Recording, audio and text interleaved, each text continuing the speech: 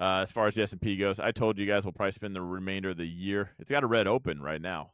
Futures are open as we speak, so we got a red open, a little bit of a sell-off. I bet we stay inside this range the remainder of the year. Sounds so big saying that. You know, the 2 days left. Qs, same. Now, right now, everything still on a bullish trend up. So for all my bearish talk right now, all we're doing is putting in higher lows.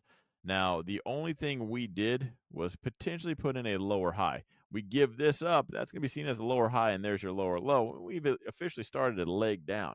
I wouldn't call that the crash just yet, but something to take note. I'm kind of betting we hang out in this range. January's halfway bullish. We kind of get up here. Maybe we tag all-time highs one more time. Just get everybody roped in and feeling all snug and comfortable, and then turn it on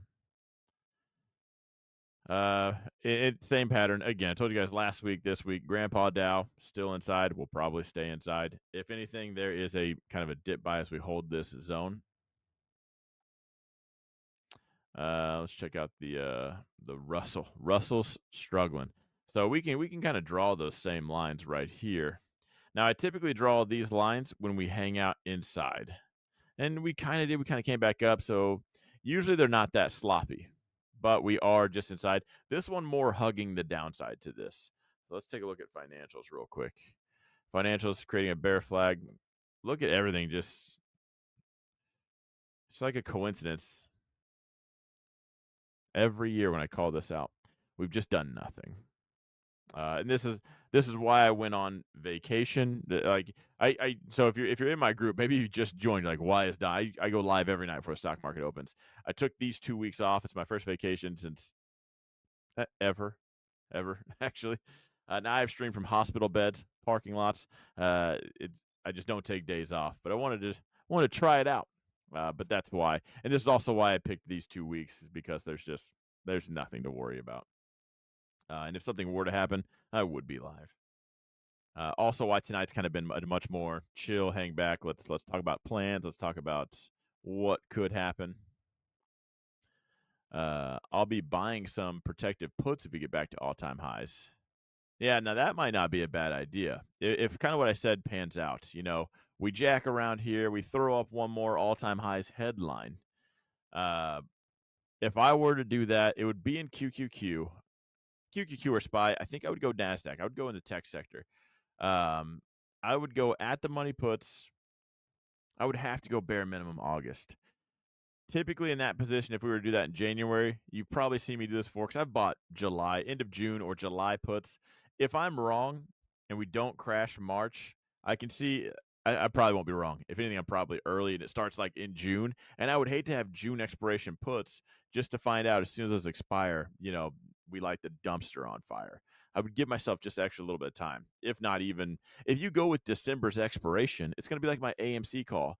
For those that were here on AMC, I bought $20 strike calls. Literally, it was either the day before or 2 days before it just shot up. And it was December, and I bought a call. I sold them that week. You don't have to hold them to December, but the more time you give it, the more time you have for it to pan out to be right. Which is why when I sell options, I don't like to give people a lot of time to be right. I like to just take their money and move on to the next one. I've heard software could be big in 2025, like what Palantir did recently. I don't know. I've heard that same stuff too. I still think Palantir, Nvidia, I think they all get the beat down. But I agree with software is going to be the next another big thing. AI, it's all going to be intertwined with each other, which is why I'm going to be so aggressive on the buy side. What about the retirement coin? Oh no, I don't. I don't know. Is that a meme coin? It's either a meme coin or did the government start talking about that? We have not talked about XRP with you guys. Hang on. Let's bring it up. XRP slowly breaking this thing down. Guys, when it breaks these 2 red lines, that's usually your signal to where we're going.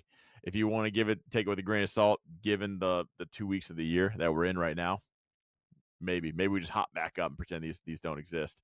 Or it pans out like all the other times I draw these lines. We closed here, so we end up going here at $1.45. Will that market crash be the reason our rates finally drop? Hopefully, to stimulate things.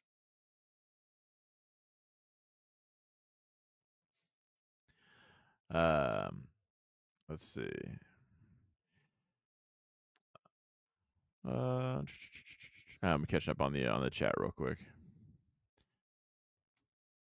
MEFT 480 is the high. Are we talking about Microsoft?